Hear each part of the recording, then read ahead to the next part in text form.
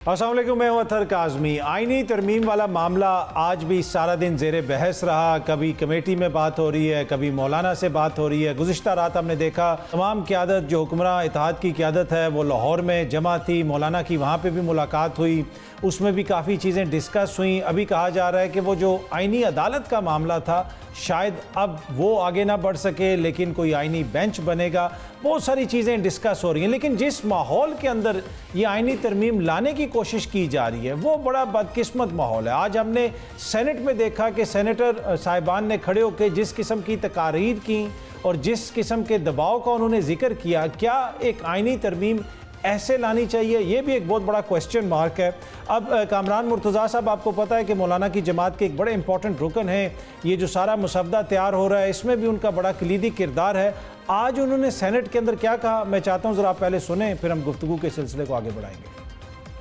सेनेटरों को, एमएनएज़ को गालियाँ, धमकियाँ, उनके बच्चे, उनको खुद अगर इस तरह से लेके जाना है, भी हम में से 5-7 लोग रिज़ाइन कर जाएंगे। मुमकिन है कि उन 5-7 लोगों में मैं खुद भी हूँ सर। फिर इस हाउस में बैठने का फिर कोई वजह मौजूद नहीं होगी। अगर इस हाउस में बैठ के इस तरह से बेइज्जती करवानी है, इस तरह से अपने आप को ख़राब करना है, तो फिर इस हाउस से बाहर ही हम भले हैं। अगर दस्तूर को इस तरह से बनाना है, दस्तूर पे इस तरह से वोट लेना है, दस्तूरी अमेंडमेंट्स पे इस तरह से वोट लेना है सर, फिर इसके बाद जो है ना इस दस्तूर का कोई जो है ना वो नहीं रहेगा।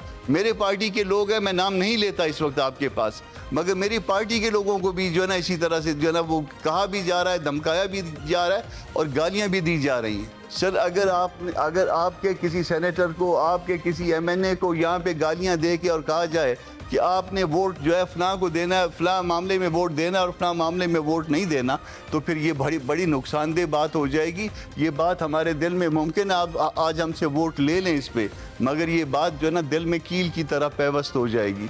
फिर उस कील को आप निकाल नहीं सकेंगे। उस कील को आप जब निकालेंगे तो वो गोश्त जो है वो फटेगा, उसके टुकड़े टुकड़े होंगे।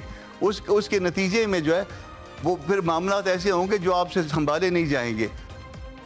जी, आपने सुना, काफ़ी तफसीली उन्होंने बात की। इसके अलावा और भी वहाँ पे तकारीर हुई, लेकिन वो लगभग तकारीर थी। अब ये बड़ा एक क्वेश्चन मार्क है। अपने मेहमानों से इसके हवाले से भी गुफ्तगू करेंगे और क्या हुकूमत के नंबर पूरे हैं, तहरीक इंसाफ का कोई मसवदा टेबल पे आएगा, मौलाना हतमी तौर पे किस साइड पे जाएंगे, ये भी चीज़ें अभी क्लियर नहीं हैं।